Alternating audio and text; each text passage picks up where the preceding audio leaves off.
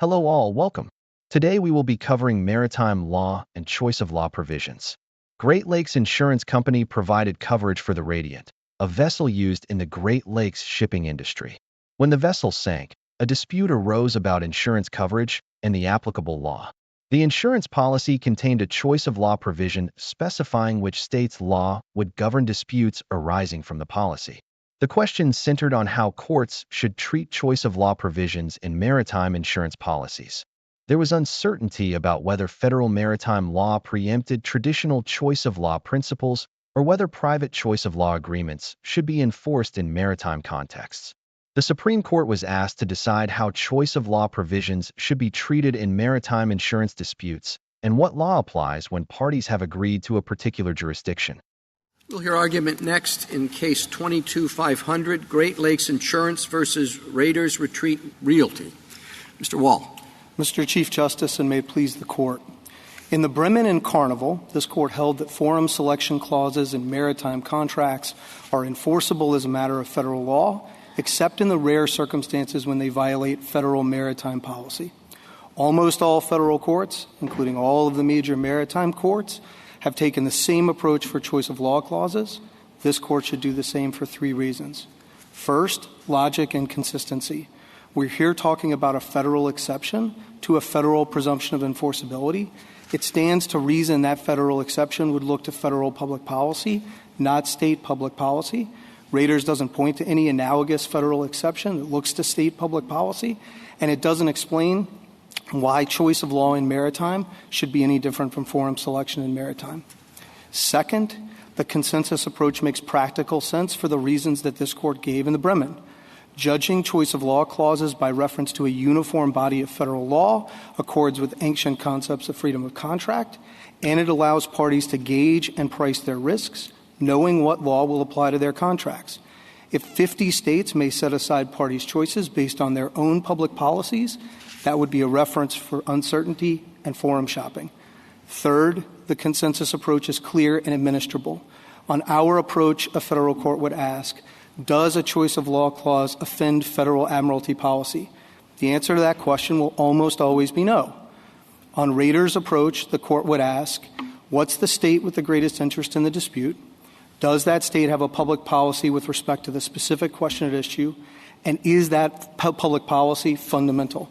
So, for instance, you could have a Florida district court asking whether Pennsylvania has a fundamental public policy sufficient to overcome the application of New York law.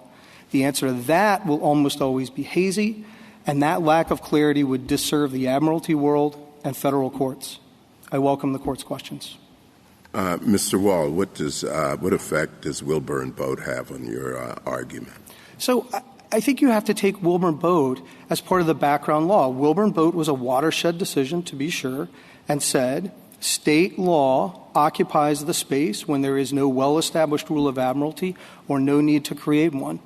But this Court saw no tension with Wilbur and Boat in the Bremen or Carnival, where it said either there's a well-recognized rule in admiralty or we think we need to create one, whichever one the Court was doing, when it said forum selection clauses are generally enforceable as a matter of federal law. So I see no tension between those two things. The question just remains, there was, the Court in the Bremen perceived, either a recognized rule in admiralty for forum selection or a need to create one. And so the only question here is, should we have the same rule for choice of law clauses? I can't think of a single good reason why you would distinguish between the two. If anything, I would think it would be easier on the choice of law side because the forum selection question can really affect the party's practical ability to litigate. The choice of law question is just once you reach the forum, what law will the parties apply? It is worth noting, though, that it's not as if Great Lakes picked out here South Dakota law or Mongolian law. I mean, they picked out New York law. That's a common choice among both marine insurers generally and surplus lines insurers. If we agree with you that there's a federal presumption and that federal law defines the content of the exception, so assume, just for the question that, what then is the content of the federal exception? I think the briefs kind of dance around with a few different formulations. First of all, the restatement. Is that relevant?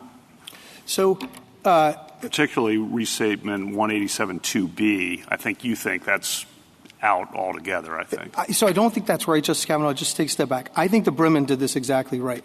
So if it's an narrow decision day, I mean, I think it's just the Third Circuit kind of got one little piece of the Bremen wrong. The Bremen said... Well, assume it's not that we're trying to figure this out. I'm good with first principles. So the Bremen says, look, is there fraud in the formation of the contract? Is there a formation problem? Okay, set that to the side. No formation problem. Now, generally enforceable unless unreasonable or unjust. And what does that mean? And the Bremen says, citing the parallel section of the restatement for forum selection, says two things. One, if it's contrary to public policy.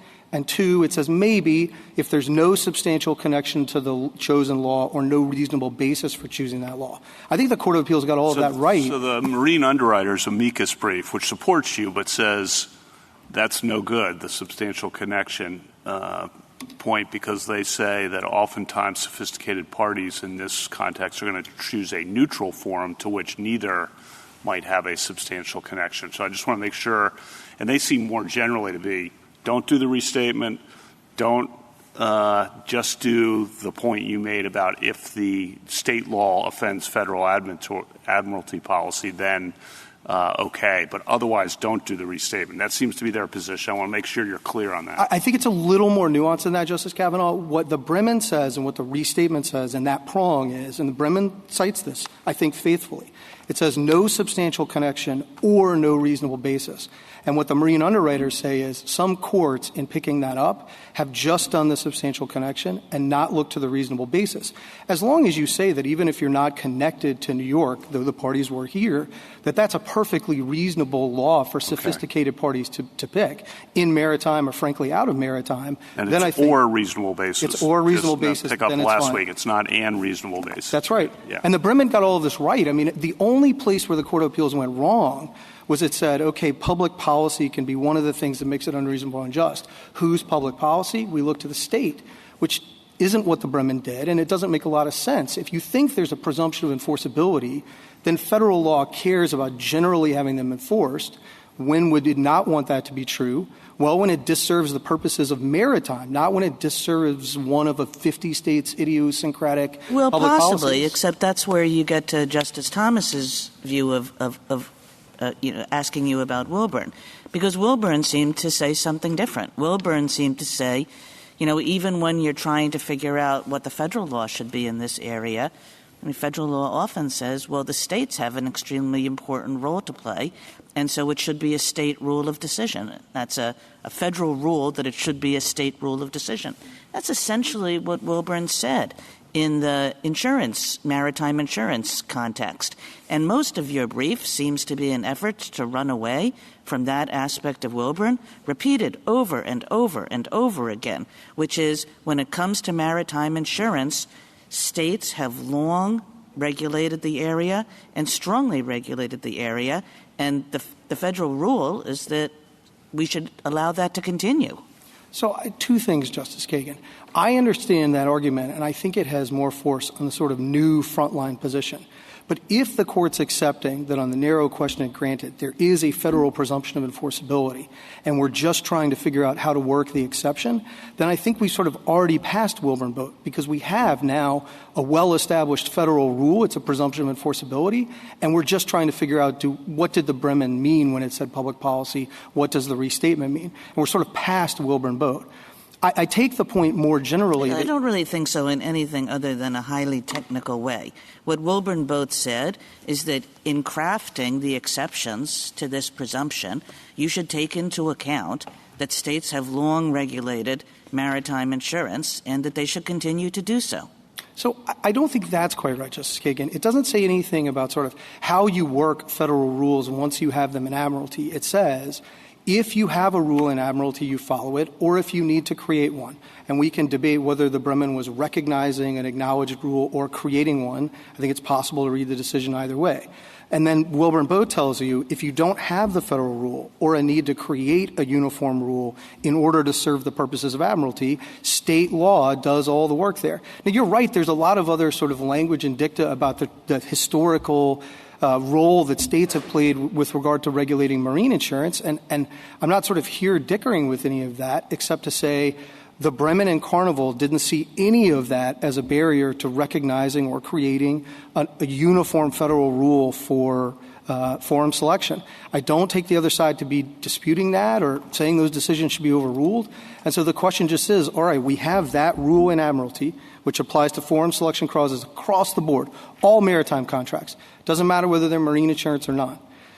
Should we have the same system for a choice of law clause when those clauses typically travel together in maritime contracts like this one?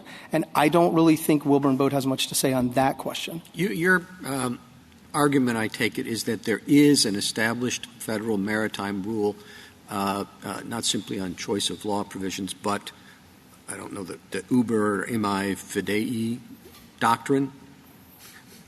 In other words, that even if your boat runs aground, if you didn't have the fire extinguisher, updated, you lose.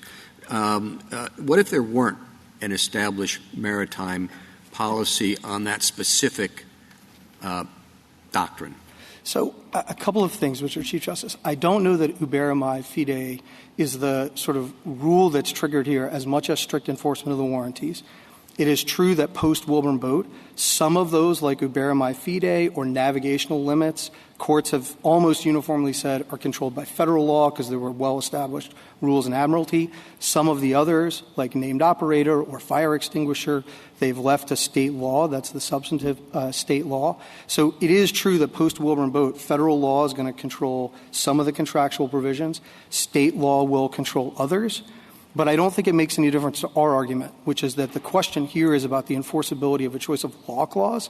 And on that, there is a well-established rule. I mean, we have everything but... I was just going to say, and sorry to interrupt, but I mean, certainly the argument can be made, and I think it's the argument of your friend on the other side, that Wilburn Boat is expressly designed to do what you indicated that it doesn't matter, which is if you have a very particular question, like how the insurance policy should be interpreted, and there's no federal rule. There's general federal rule about choice of law, but not the particular question there. And on that question, under Wilburn Boat, you do look to state law. I agree with that, Mr. Chief Justice. On the breach of the fire extinguisher warranty and the policy, that's going to go to state law. The question is, which state law? Do we give effect to the choice of law clause? And there is a rule on choice of law clauses in Admiralty. And it's as well established as it can be absent a pronouncement from this court. It goes back to London Assurance and Kensington in 1897 and 1902. Then you find this court saying it for forum selection in Bremen and Carnival. Then you have virtually every federal court, including the Fifth and the Ninth Circuits and all the major maritime district courts, adopting it for choice of law. It is as well established in Admiralty as it can be, absent a decision of this court. Did Raiders concede that below? I mean, it kind of seems that the way this case was litigated is that everyone assumed and kind of took as a given that there was this well-established federal rule that choice of law clauses were presumptively enforceable, and it has changed its position now. But below, am I right that Raiders took that as a given? Yes. But it's not just about Raiders, Justice Barrett. It's just a reflection of the way these cases are litigated. Everyone for decades has taken it as a given that the Bremen applies with respect to forum selection and choice of law.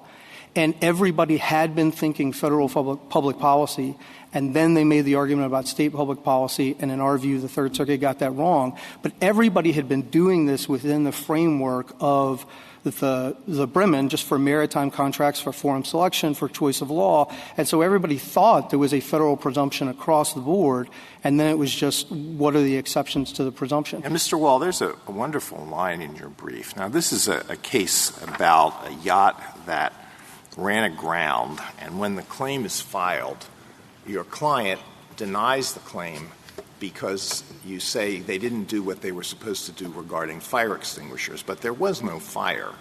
The absence of fire extinguishers up to your standards had nothing whatsoever to do with this. And so you have this law, and so to deny coverage on that ground does seem harsh, but you say, although that denial may seem harsh to the land-bound, it reflects traditional maritime principles. Now, if I were not land-bound, suppose I spent a lot of time sailing around the world on ships, it wouldn't seem harsh to me anymore? It would not if you were a member of the Admiralty Bar, as I've come to understand. Justice Alito, I've always been worried about this because it struck me as harsh, too, when I approached the case. There is a different tradition that grew up around the Admiralty system and Lloyd's of London. Yeah, I know there are a lot of things about old-time maritime law that are very harsh. Like we had a case a few years ago about maintenance and cure of seamen, and we had cases, and we had a case involving a sailor who got a fractured skull shortly after leaving port, and then the captain made the entire journey, refused to put the person ashore at any port to get medical treatment, waited till the person came home. So, I don't know about... And no punitive damages. But the reason for this, Justice Alito, is that you had international insurers located overseas who had no way of monitoring these vessels or incentivizing compliance. And so this tradition grew up, and it's very different from what we think of a car insurance or home insurance, where you pay your premiums and they process the claims in the pool.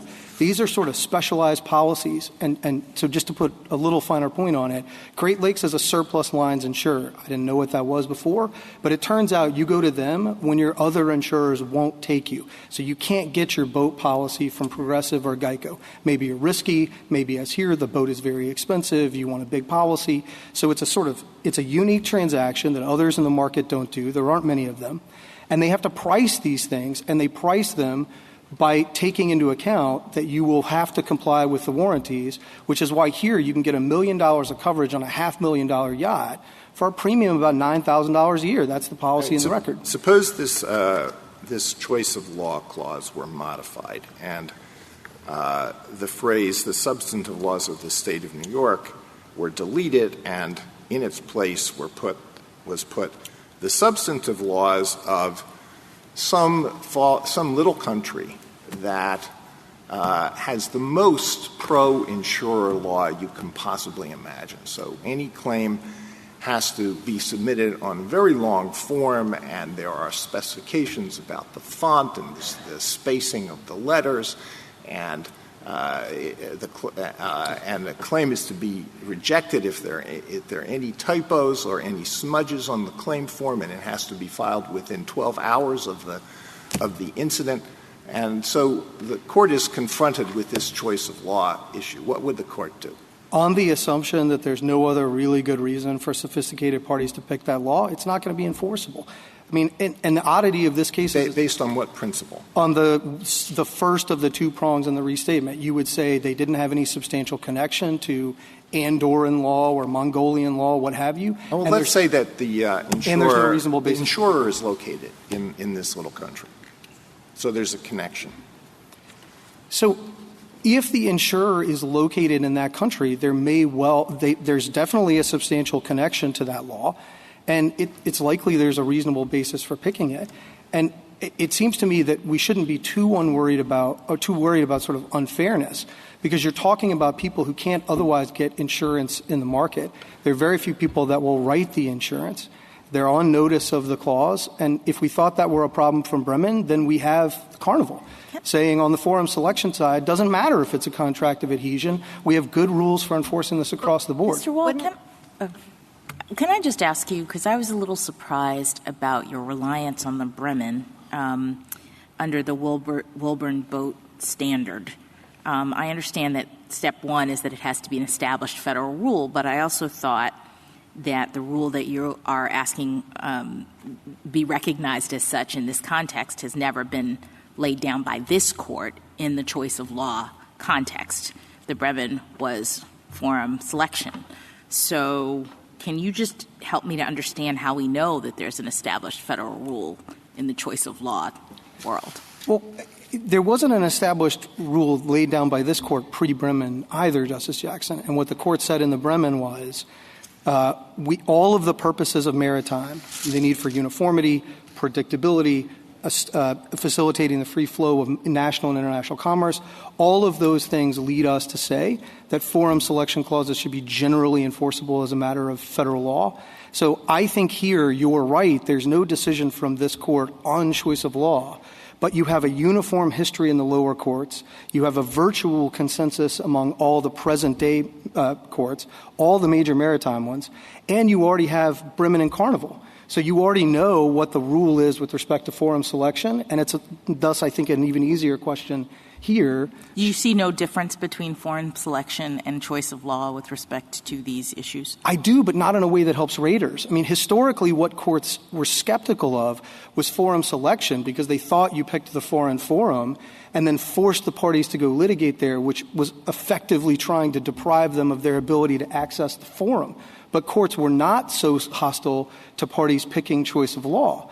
And so it seems to me that once you've done it with respect to forum selection, that was the harder question historically. But was it harder with respect to this issue of federal versus state? I mean, I would think that the forum selection scenario is easier when you're talking about picking among states than the question of federal to state, which is what is happening in this dynamic with respect to choice of law. So I think I disagree with that, Justice Jackson. I don't see a difference for Wilburn boat purposes. And if anything, it's less clear to me that the law on forum selection in Admiralty was well established as of the time of the Bremen, as it is that there's a well-established rule on choice of law now that existed both pre- and post-Bremen. So I think this is an easier case than the Bremen in sort of both of those senses. And I do just want to say, Justice Jackson, I see the problems, and the restatement acknowledges, and so does the Bremen. If you pick out some really odd law, right, that's just designed to mean they have no remedy. But here they picked out a standard law that gives them remedies. They still have two claims. They have traditional contract remedies, breach of contract, breach of the implied duty of good faith and fair dealing. The only thing they don't have are the more idiosyncratic Pennsylvania claims. But again, it's not as if Great Lakes picked out some law in an effort to sort of be call unfair. it idiosyncratic, but what they really are is consumer protective as against insurance companies in situations of this kind. And, we know that there's no federal substantive principle that conflicts with those Pennsylvania statutes. So the question is, as between two state laws, why we should necessarily allow the New York law to apply when everything about this case screams Pennsylvania. And I would have thought that what Wilburn Boats stands for, again, in its essence, is, when that's so, it should be the state regulating insurance that gets to have its way. So I guess, Justice Kagan, what I'd say is, if you picked up only Wilburn Boat, I could understand the other side's argument. If you picked up only Bremen and Carnival, I think we'd clearly be right. So then the question is, well, which distinction makes more sense? Distinguishing between forum selection and choice of law, or distinguishing between maritime insurance and other maritime contracts? And I think what the other side's position boils down to, and maybe I'm wrong, is that if you have a bill of lading, you're shipping goods from Europe to the United States, and you have a shipping contract, you have a towage into the port contract, you have employment contracts for the seamen, whether under Jones Act or otherwise, and you have a marine insurance contract. I think they're going to have to acknowledge all the forum selection clauses in all the contract generally enforceable except as against federal public policy. On the non-marine insurance contracts, I think they're going to have to say still the same test as forum selection, but for the one choice of law clause in the one marine insurance contract, you'd look at Wilburn Boat and say, well, their state should play a role. That seems to me not a sensible result. And I guess I want to sort of broaden the lens. You started by saying this is a dispute between two state laws, and that is the way the other side sees it. But I think that ignores a third set of laws, federal law. And if we're right on the question that the court didn't grant, that there's a federal presumption of enforceability, then federal law does have something to say here. It says we want the clauses to be generally enforced, except fill in the blank. And who gets to fill in the blank? The federal sovereign that recognizes the presumption? Well, the federal sovereign states? may get to fill in the blank and still say the presumption is overridden in a case where everything screams Pennsylvania, and Pennsylvania has substantive law in the area. Except that the federal sovereign, that wouldn't be a sensible thing for it to do, and that's never what the court has thought. right? The Bremen doesn't say a word about Florida law. Carnival doesn't say a word about Florida law. Bissell doesn't say a word about Florida law. None of these cases London Assurance came up out of Pennsylvania. Kensington came up out of SDNY. None of these cases looked at state law. They all, for dating 130-ish years, have looked at federal public policy because they've said the federal sovereign wants them enforced unless they're going to defeat the purposes of maritime jurisdiction, which is the whole system that this is designed to facilitate in the first place. What's the daylight between the first step of the presumption and then the overcoming of the presumption? Because I kind of take your answer to Justice Kagan to be, well, federal law wants them to be enforced. And so when you think about whether it's against federal public policy, you say, well, they want it to be enforced. Unless the chosen law deprives the parties of remedies altogether or forces them to go to a really far forum, or adopts some limitations on liability that disserve the purposes of admiralty. So courts don't allow you to pick out a law if your chosen law says, the shipper or the insurer can only be liable for $5, or you effectively have no claim at all. So if we deprive you of remedies or we put limitations in place that fail to deter negligence, federal courts say that triggers admiralty policy. But short of that, they're generally enforceable. So I'll be the first one to say most of these clauses are going to be enforceable because the standard clause, if you look across the cases, is this one. So if you look at Galilea, that's a different insurer. If you look at Clear Spring, the standard is entrenched federal admiralty law or failing that New York law. That's the standard clause. But it's possible then in Justice Alito's hypothetical that federal public policy, the itty-bitty country with the super harsh laws, you would concede that it's possible that federal public policy would be. Yes. Okay. Justice Thomas, anything further? Justice Alito? To what extent, if any, would a federal admiralty court exercising powers akin to a common law court be able to adopt a new rule along the lines of Pennsylvania law as a federal policy? Justice Alito, you mean with respect to something like bad faith or breaching the warranties or something like that? Yes. Well, yeah. Something that would cover a situation like this. A federal admiralty court could. The problem is if you look at the considerations that this court put forward in your opinion for the court in Dutra for how federal admiralty courts either recognize or make federal common law and admiralty, I think they're going to cut away from Pennsylvania because they cut in favor of enforcing the warranties, not in favor of sort of, lax or lenient compliance. But if the history were different and if a court thought it served the purposes of admiralty, of course it could create a rule like that. But I want to be candid and say I think the history of admiralty and most decisions go the other way on that. But there's not a federal rule on the specific issue here. Like that's navigational limits, federal, as it's turned out. Fire extinguishers, state. So, I'm not fighting that goes to state law. It's just a question of does the party's choice of New York law get to govern that question? Thank you. Justice Sotomayor? Why does Wilburn vote even apply here or to this question at all? I'm not sure it does, so. I'd be perfectly happy with an opinion that says it doesn't. But in fairness to Justice Kagan, if you just picked up Wilburn Bode, it would tell you that if you don't have an established federal rule or you don't need to create one, you look to state law. And if you read the opinion, you'd think in marine insurance the bar for that would be really high. So if you didn't have Bremen and Carnival, I think it would be a harder case whether there'd be an on-point rule here that you could look to. Well, we limited it in Kosick and Kirby.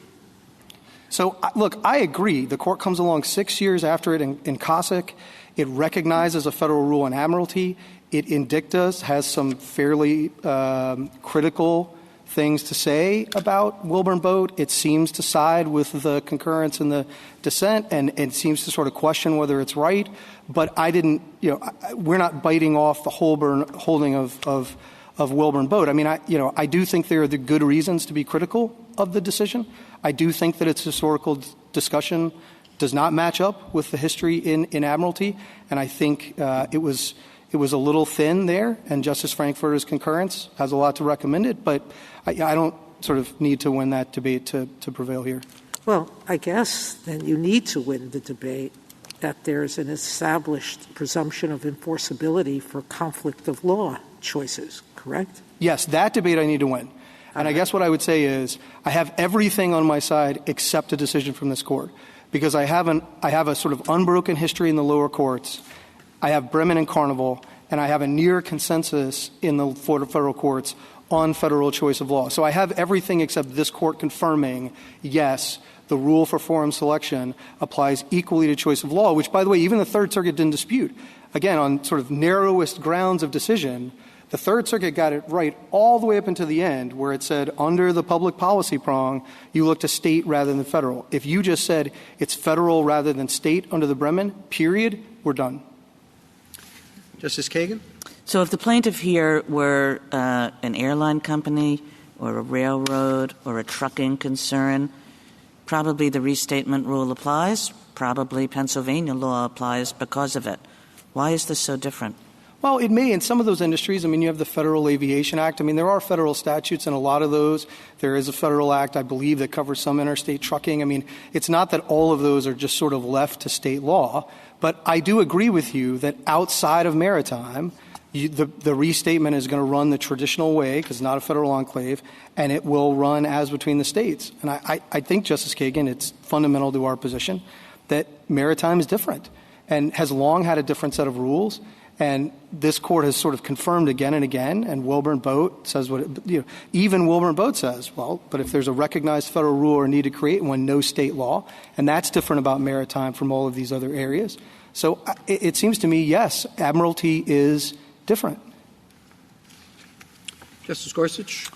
Justice Kavanaugh? On the federal exceptions, again, if we agree with you that the exceptions are determined by federal law, and I think you said then it's just about the exceptions. Well, you don't necessarily need to be precise to win the case for your client, but we need to be precise in how we write the opinion. And so I want to ask two things. One, you don't think that as a matter of federal policy on exceptions, we should look to which state might have a materially greater interest than the chosen state in the determination of the particular issue, correct? No.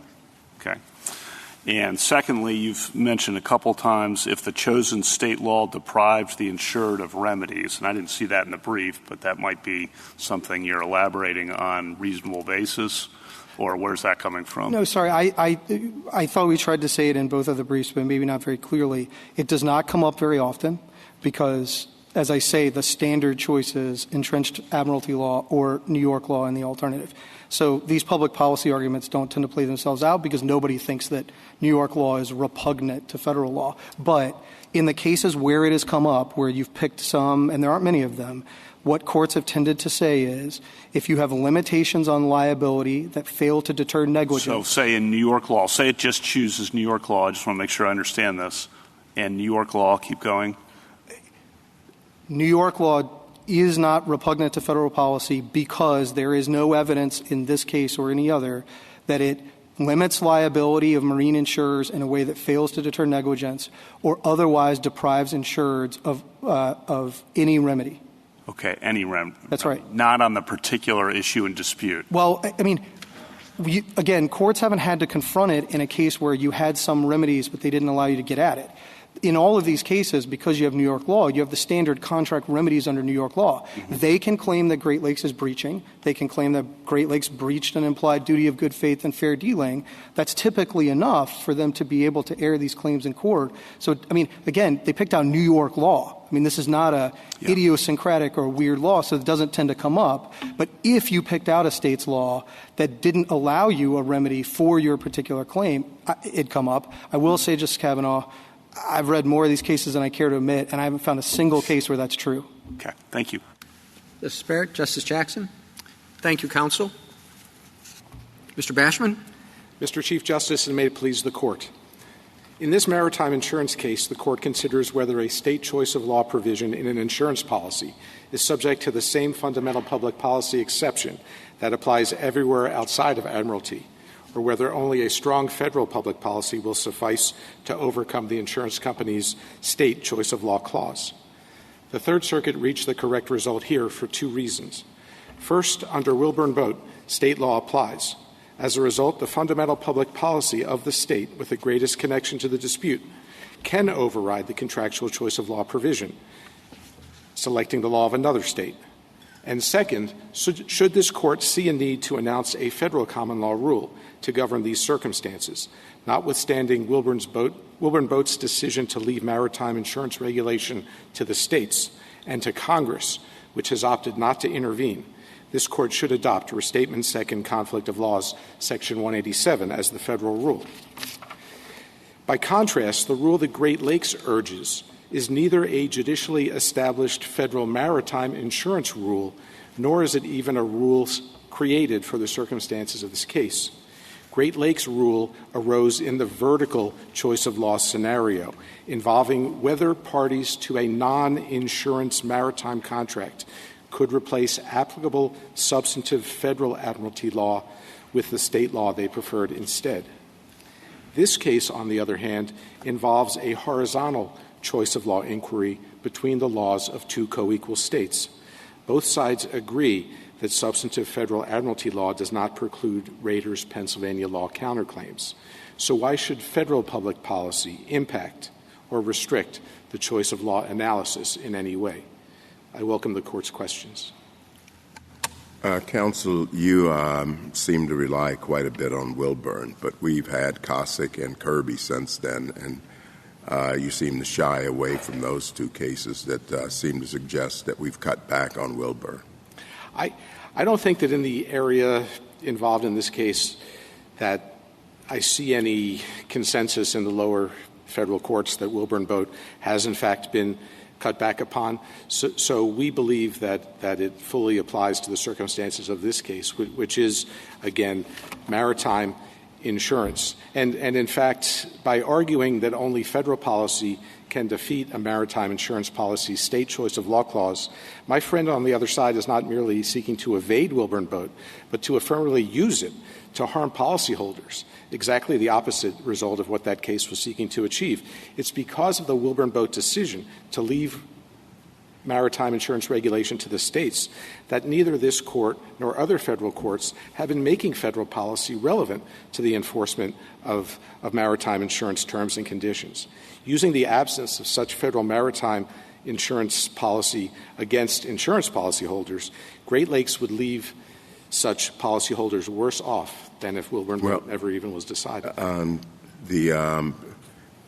Wilburn was a little bit different. I mean, you had two states there. You had Texas and Oklahoma. It's a landlocked lake. And I think Justice Frankfurter pointed out the problem of taking a case about a houseboat on a lake too far and applying it to maritime shipping would be a problem. And it would seem that Cossack and Kirby reflects that concern. Well, again, my answer is that the core holding of Wilburn Boat, in my understanding of it, has remained good law, and I think that, certainly there was no issue in Wilburn Boat about whether there were a majority of justices that supported the majority opinion. There was, and so as much as some of your separate writings are no doubt incredibly erudite, I think everybody recognizes that where you have a majority opinion. But there's subsequent majority opinions in the Bremen and Carnival, which I think the other side highlights as important to the overall picture here. And since those cases, lower federal courts on choice of law have largely decided that you shouldn't have one being decided by federal, namely forum selection, and choice of law being state law. So how do you respond to the idea that when you take Justice Thomas's question and broaden it out to the present day, you have a much more nuanced picture? Certainly, Justice Kavanaugh. To begin with, the Bremen and Carnival cases were not insurance cases. They do not state a judicially entrenched federal maritime insurance law. So it's my position to begin with that that's what you need, and that's what Wilburn Boat says that you need, and not some just otherwise applicable maritime law that applies outside of insurance. For example, if the first case that came before this court were to decide in the non-insurance context when should a choice of law clause be enforceable or not, that, for purposes of Wilburn Boat, is not a holding that would necessarily be applicable in the insurance context. Wilburn Boat recognized, for lack of a better term, a sort of insurance exceptionalism where this court will defer to the states. Those two cases did not involve choice of law. The Bremen tangentially recognized that choice of forum might control choice of law, but as my friend on the other side has conceded, those are two different things. And if someone's going to ask me, what's the difference between choice of law and choice of forum or forum selection clause, I think that essentially it's self-evident. But in the insurance context, forum selection clauses are viewed as even more pernicious. There are numerous states that don't allow an insurance company to dictate. Doesn't that hurt your argument then, though, that despite that, and I think you're right on that point, the Bremen said forum selection clauses are a federal law issue? It didn't say it was a federal law issue for purposes of insurance cases because it wasn't an insurance case. And so I think that when the insurance case arises... Well, why would that make a difference? Let's put the narrative out this way. Wilburn Boat's about substantive insurance provisions. Okay. Brennan Carnival about procedural issues. Where a case is going to be litigated, how it's going to be litigated. You point out that the forum selection clause is a harsher one, and yet we don't look to state law there. Why? I guess maybe I'm repeating Justice Kavanaugh, but gosh, what's the point of distinction why we would maybe listen to forum selection clauses in all areas except for maritime insurance?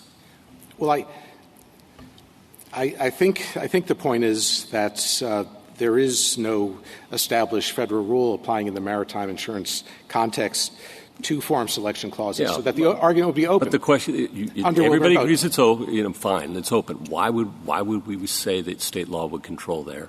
Because the need for states to protect insurance policyholders in the insurance context from sharp practices involving choice of forum clauses. Or one could say we have very sophisticated entities who are engaged in trade on the high seas. These are bespoke agreements. This isn't Geico. And, they make their choices. They live with them. This case does not involve just a bespoke agreement. The other side, it also doesn't involve a houseboat in Oklahoma either, right? The other side keeps saying that we agreed to the choice of law provision, which I guess is technically accurate, that we did not cancel the insurance policy after we received it. We're talking about a yacht floating around in the Bahamas. We're not talking about someone's motorhome or a floating houseboat. But if I could address the substantive procedure aspect of Your Honor's question. Yeah, I guess that's where I'm sorry, we got a little sideswipe, but that is my concern. Why would it make a difference? If you lose in other procedural areas and all other areas of law, why would you win in this one?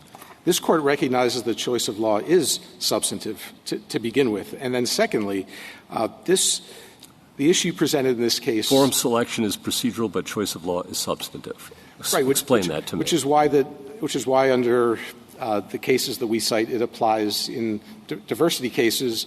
The federal court follows the state choice of law procedure of the forum state in diversity cases. This Court ruled that the reason for that is because choice of law is substantive and outcome determinative. And so the other side says, I want to contrast this case with a case in which the Great Lakes insurance policy says the insured cannot bring insurance bad faith claims. It cannot bring state unfair trade practices claims, which is what they're saying the work that the New York choice of law provision accomplishes for them. Under Wilburn Boat, where you have substantive provisions, which is precisely what Wilburn Boat involved, you can't sell the boat, you can't use it for commercial purposes. This Court recognized that otherwise applicable law could override those substantive provisions.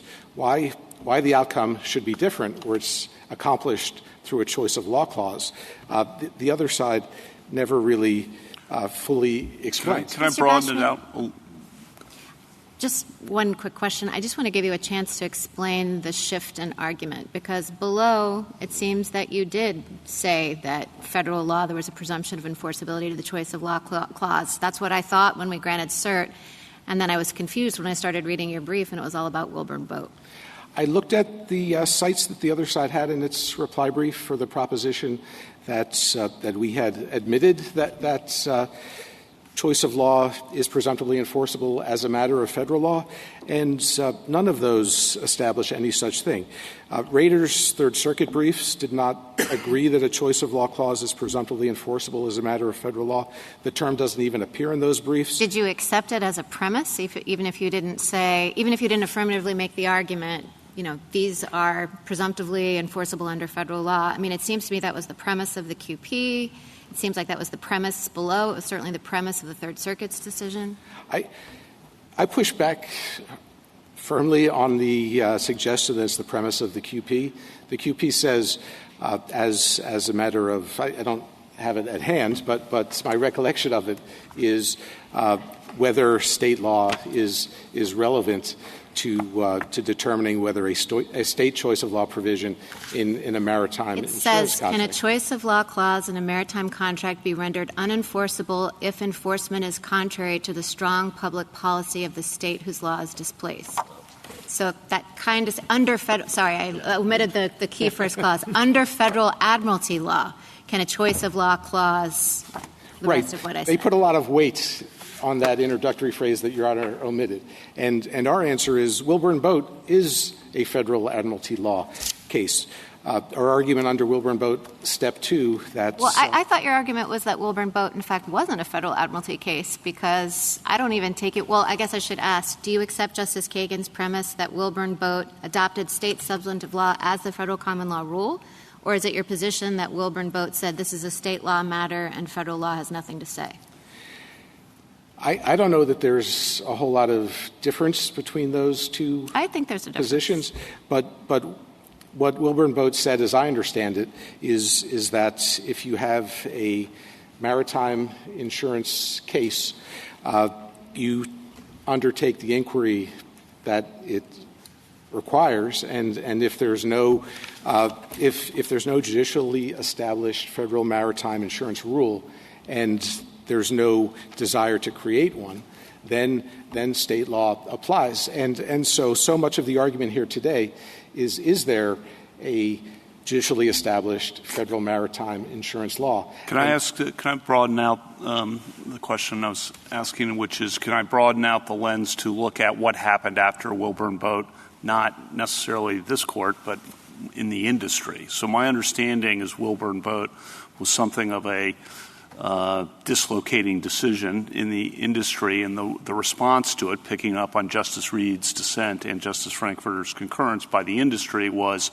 okay, well, we'll use choice of law provisions because otherwise there'd be all this uncertainty created by Wilburn Boat, and choice of law provisions started to become commonplace. You can dispute any of this, obviously. And then choice of law provisions, particularly following the Bremen, became accepted as a matter of federal law by federal courts, and that this would be kind of Wilburn Boat redux if we go back now and say, oh no, that whole experiment for the last couple generations of choice of law provisions is no good. You want to respond to that? It's not that it's no good. We freely concede that in most every instance a choice of law provision contained in a maritime insurance contract will be effective. This case is being fought over these narrow and difficult to satisfy exceptions. Well, okay. On that, the big exception is 2B, obviously in the restatement, I think, which talks about weighing the different interests of the different states. And I understand the other side to say, no, that shouldn't be part of the inquiry at all. And you say, and I understand this position, no, that has to be a central part of the inquiry. That's not a narrow dispute. That's a big deal, I think, certainly a big deal in your case, but I think it's going to be a big deal in some other cases. Well, this is and the why way... And why would we look at that? That's really designed for interstate disputes, not for maritime law, so why would we look at that provision of the restatement at all? Well, I hate to keep coming back to Wilburn Boat, but what it says keep going. It's good for you. Is that in a maritime insurance dispute, if there's no established federal maritime insurance policy as a matter of judicially established, then you do look to state law. Again, as was alluded to. I guess, isn't the question whether there is such a policy here? And I'm not clear on your position with respect to that. Justice Barrett sort of tried to ask it, so let me just put it out there. Is there a federal policy, in your view, related to the enforceability of these kinds of contracts, provisions? No, there is not, and it has not. It doesn't satisfy the stringent test that Wilburn Boat recognized for. Did Wilburn Boat recognize a test for determining when there is an established policy, or did yes. it just? Oh, it did. Okay. Yes. So, what is that test? At a minimum, it's that the showing in favor of allowing technical defaults by the policyholder to result in a forfeiture of coverage, which was a rather widespread body of law that existed at the time Wilburn Boat came out, including earlier decisions of this court in the non-maritime insurance context that recognized that principle of law, that all of that was not enough. And what the other side points to here, we respectfully submit, is way less than the type of showing that Wilburn Boat said wasn't enough. And the reason that is... I'm sorry, Counselor. You're like jumping the most important step. The issue is whether there's a presumption of enforceability of a conflict of law choice, not about whether there's a presumption of enforceability of a particular terms or substantive terms in a contract, but the simple question is there a presumption of enforceability in a choice of law provision? And you seem to say, because we, the Supreme Court, hasn't said it, there can't be. But obviously Brennan put that to rest because Brennan found one, whether there had been one before or not. It announced that it preexisted itself. I'm still not sure you made that presumption below. The Third Circuit seemed to have made it. Every lower court who's faced the question has presumed that there's that presumption. You haven't given me a reason why in admiralty law there wouldn't be that presumption. We want uniformity in maritime interpretation. We want people to be secure in knowing which laws are going to apply, not what the substance of those laws are, but which law is going to apply. Everything that moved us to find that presumption in the forum selection world seems to apply here. So now tell me why it shouldn't, without getting to the unfairness of the substantive issues. Right. So Wilburn Boat weighed many of those exact same concerns, including the issue with disuniformity, because an insurance policy that contains certain substantive provisions might be enforceable in some states that allowed it. But that had to do with the substantive. I'm not talking about that. I'm talking about the choice of law versus forum selection clause. Well, this case involves a provision in the insurance policy that says, it's a rather lengthy provision, but it says if there's no applicable federal admiralty law, then the law of New York will apply. And once you get to that stage, then you're in the state law world under Wilburn Boat. And the other side is saying, well, only strong federal public policy can overcome that. And let me explain where that rule comes from. The case they cited the most in their cert petition and continue to rely upon in their merits briefing is a case from the Fifth Circuit called Stute. And that case, I suggest looking at it if you haven't already, is a non-maritime insurance case involving a dispute between the owner of an oil rig and the catering company on the oil rig. And they have a contract that decided to select Louisiana law on the issue of indemnification. Under regular federal maritime law, an indemnification provision in a contract would be enforceable. But under Louisiana law, what's called, I believe, the anti-indemnification oil field statute of Louisiana.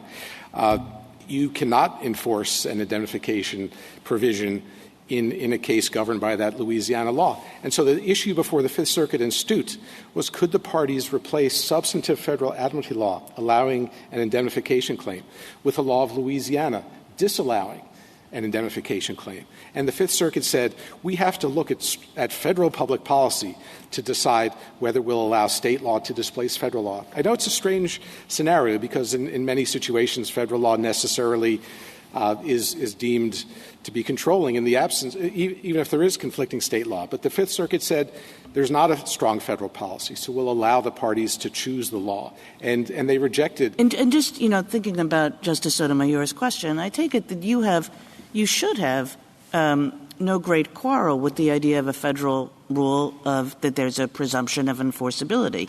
Your point is just, at the next step, the question is what overrides the federal presumption of enforceability, and your view is that what overrides it, a la the restatement rule, is when there's a particular state law where a state has a vastly superior interest in a dispute, and there is a state substantive law which federal law does not at all conflict with.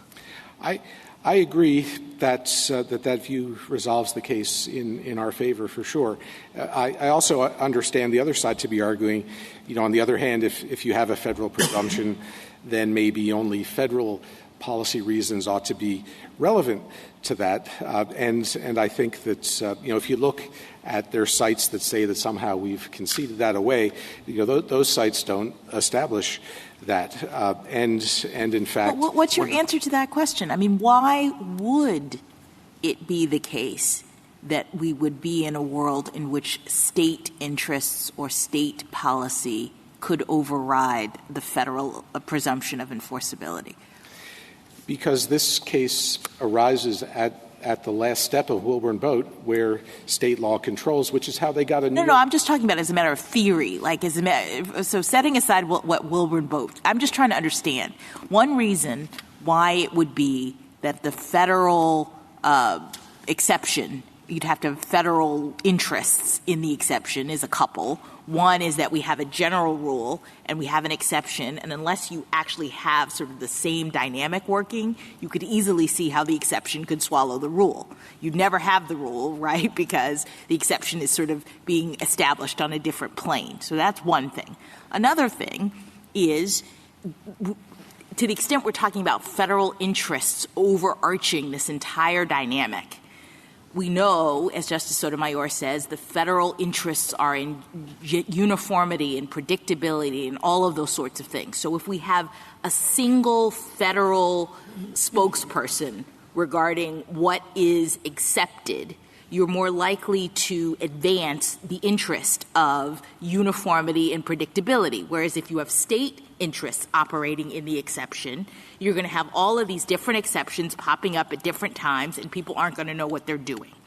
So I appreciate that there's a world in which insurance contracts are different and they're ordinarily run by the states, and each state has a particular interest, consumer protection, not, or whatever. But if our entire kind of framing is about ensuring predictability and uniformity, why would we have a world in which we would allow different state policy interests to be driving the exception in this way? Well, I have multiple points to make in response to that. Sorry, that was a long question. First of all, that's Wilburn Boat weighed the federal interest in uniformity and said that in the maritime insurance area it did not outweigh state regulation, which is obviously what this case involves, as was alluded to when my friend was up here. Secondly, the type of uniformity that the Great Lakes argues in favor of is not the sort of uniformity that this court ordinarily speaks of in the general maritime law context, where it's essentially a substantive rule. So as was alluded to earlier, under the Dutcher Group case, you can't get punitive damages on an unseaworthiness claim. This case still allows any maritime insurer to pick whatever choice of law to apply, choice of state law to apply in the absence of federal law. And again, there's no other, in no other area of the law, is there a choice of law principle that says, yes, state law controls, but the only thing relevant in deciding whether the court should enforce that or not is federal law. This court, when it decides admiralty cases, takes a look at the law that exists out in the real world and tries to figure out, what is a sensible rule of law to apply in this case.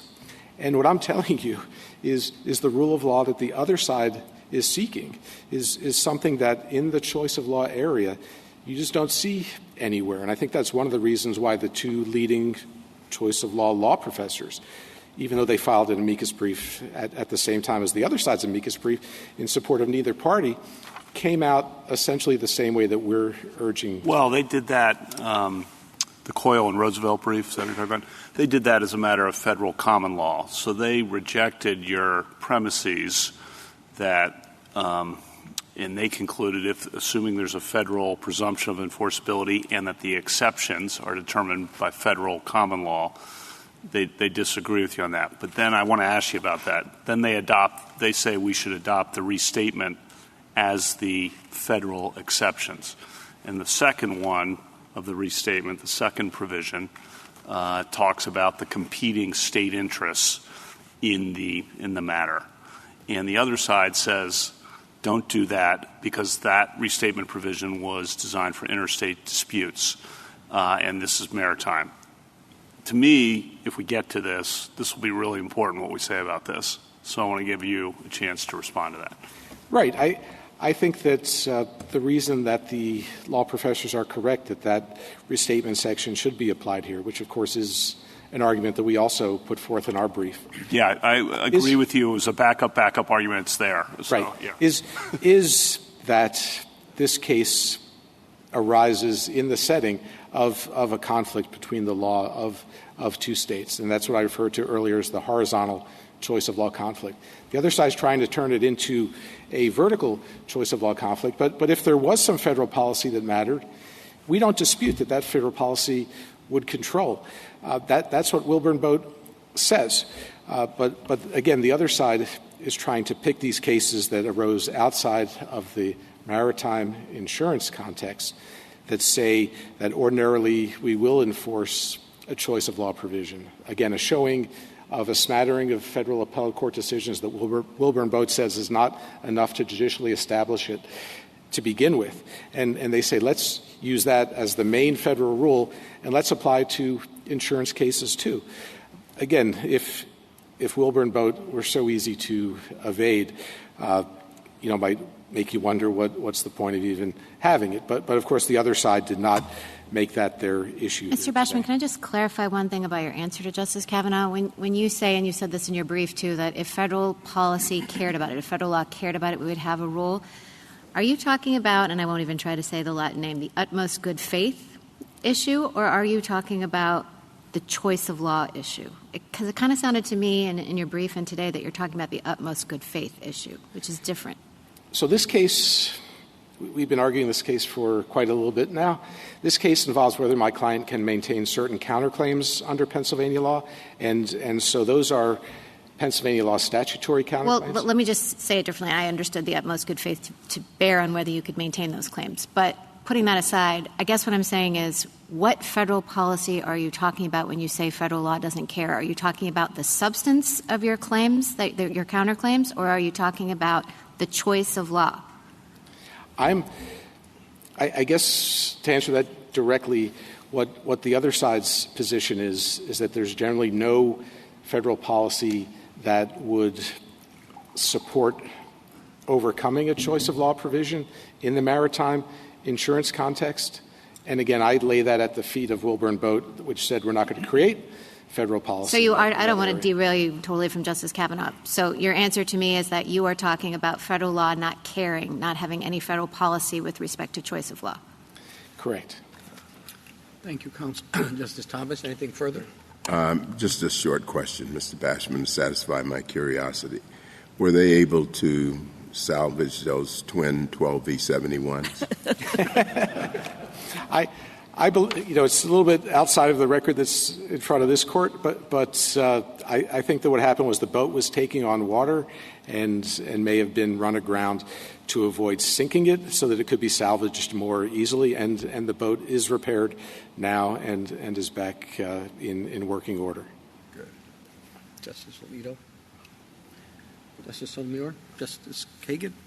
Gorsuch? Justice Kavanaugh? Just one thing. When you say federal maritime law doesn't care, or federal law doesn't care about the choice of law, I think federal maritime law, as reflected in decisions of this court, does care about predictability and certainty. And if that's true, then that doesn't defeat your argument on this point, but I think it's in tension with your argument that as a matter of federal common law, we should weigh each state's competing interest in the matter. Again, I think that you understand our position on that point, which is that the other side's approach does not dictate the type of uniformity that this court's decisions talk about, which is substantive. I'm going to end it real quick, but uniformity is different from predictability and certainty. I think that's important to keep in mind. Right, and I'm saying that uniformity is different than predictability and certainty, and that, again, Wilburn Boats, weighed those concerns. Thank you. Justice Barrett? Justice Jackson? Wouldn't the argument that we should adopt the restatement as the federal common law, isn't that in tension with the point that you're just making that the federal law really doesn't care about the choice of law? In other words, I thought your point was that federal law is sort of agnostic about whether it's New York law that applies or Pennsylvania law that applies, right? That's the sort of original starting point, right. Which is why we go in the contract to New York, because that's their opening paragraph. If federal law doesn't care about this, then you make it New York. Right. But then we have federal law caring about the fact that you've made that contractual provision and saying you have to enforce unless, et cetera, et cetera. So why isn't that the federal policy that is sort of driving this? So to answer the first part of your question, we have the adoption of the restatement as our fallback argument under what I'll refer to as Step 2 of Wilburn Boat, which is if this court sees a need to announce a uniform federal rule. Wilburn Boat made clear that ordinarily that would not be done, but rather that it should be left to Congress. And I can't say it enough. Congress is across the street and has plenary power to overturn Wilburn Boat, and 70 years have gone by, and it has chosen not to do so. Thank you, counsel. Rebuttal, Mr. Wall? Just a handful of points, Justice Thomas, to your central question. The boat is available for sale online if you have $500,000, and as best I can tell from the pictures, the engines were salvaged, so don't worry. Justice Barrett, at page 12 of the op, they recite the well-established maritime principle that these choice of law clauses are generally valid unless unreasonable or unjust, and then it's all a debate at the cert stage, as it was in the lower courts, about when the sort of general validity or presumption can be overcome. The presumption was never at issue in the case. I think, we can go back and forth on the quotes from the brief. I feel good about them, but I think reading the briefs in context, that was never at issue in the case. And the court did not grant the broader first QP in the petition. It only granted the narrower second QP on how to work the exception. If the court agrees that there is a presumption, set aside Justice Kagan, Bremen, and Wilburn Boat, and if you were just asking, well, how would it work? If you had no choice of law clause in the contract, you'd apply federal choice of law rules. That's this court's decision in Luritzen. All federal. It's not diversity. It's not Claxon. You don't look to state law. There's a federal choice of law test in Admiralty. All right, we put the choice of law clause in the contract. What now? We have a presumption. Well, it wouldn't be much of a presumption as federal law goes if 50 states could just set it aside. That's Justice Jackson's point. And even looking at the facts of this case, seems to have a fairly international flavor. You have a German insurer. You have an insured in Pennsylvania that designates an agent in the contract in Florida, and the boat can travel up and down the eastern seaboard in the Bahamas, nowhere else. That's the navigational limit. That, sure, triggers some interest of Pennsylvania, but it doesn't seem like the only state in play, and more importantly, it seems like the sort of national and international thing that triggers the broader purposes of maritime. But even if you didn't buy all of that, we do have the Bremen. The best reading of the Bremen is that public policy is federal public policy, not state public policy. Mr. Bashman agrees the forum selection clauses are even more pernicious. If that's right, then having adopted the rule with respect to the Bremen, it seems to me easier on the choice of law side to say you should have exactly the same rule. Then the move is, but it's an insurance case. But we don't do that for forum selection clauses. We don't have the Bremen test for all maritime contracts that aren't marine insurance, every bill of lading, every towage contract, every employment contract. We have the Bremen test across the board. So why would we distinguish on the choice of law side and have the Bremen test for non-insurance maritime contracts, but the Bremen looking to state policy for marine insurance contracts? I think all of that should make the court skeptical of Wilburn Boat, but even if you don't approach it through the lens of Cossack and Kirby and Dutra, you could simply say, we cleared the high bar in Wilburn Boat in Bremen, and for exactly the same reasons, we clear it again here, because there is a trade-off in this contract. It has a forum selection clause that is a favorable forum for the plaintiffs. They get to sue in Pennsylvania. It picks out a neutral law. A German company picked the U.S. state to which it had the most ties, where it has its American trust accounts, where it's designated as a surplus lines insurer, and where it has its agent for service of process. It picked a stable, well-developed body of both commercial and maritime law, the state where it has the most substantial connections, which ex ante we should not think would be unfair to the policyholder at all. Why not treat those clauses as a package? They should be generally enforceable as a matter of federal law unless they offend federal public policy. They don't here, Justice Kavanaugh. There's no argument that they do. So although I tried to articulate the limits earlier, I don't think the court needs to get into them or to catalog them here. All you have to say is that for the same reasons as the Bremen, it serves federal interests in maritime. It gives you uniformity so that you know that your clause will be enforced without having to try to figure out 50 states' laws. It allows the insurer to price in a predictable way, which lowers the premium for the insured. That's not just speculation. You look at the policy here. It's a pretty reasonable premium for what is a pretty substantial policy, but it comes with limits they agreed to when they were renewing the policy back in 2016, including the fire extinguisher, and it gives an administrable test for courts. All of this, as the Bremen said, accords with ancient principles of freedom of contract. It's the right answer in federal admiralty. Thank you, counsel. The case is submitted. That concludes the audio recording of the court proceedings. On June 8, 2023, the Supreme Court issued a unanimous 9-0 decision in Great Lakes Insurance Company v. Raiders Retreat Realty Incorporated, addressing choice of law provisions in maritime insurance. Justice Brett Kavanaugh authored the opinion for the unanimous court. The majority held that choice of law provisions in maritime insurance policies are generally enforceable and should be respected by courts. The court reasoned that federal maritime law does not preempt the parties' ability to choose what law governs their insurance dispute. Justice Kavanaugh emphasized the importance of contractual freedom and the legitimate expectations of parties who have negotiated choice of law provisions.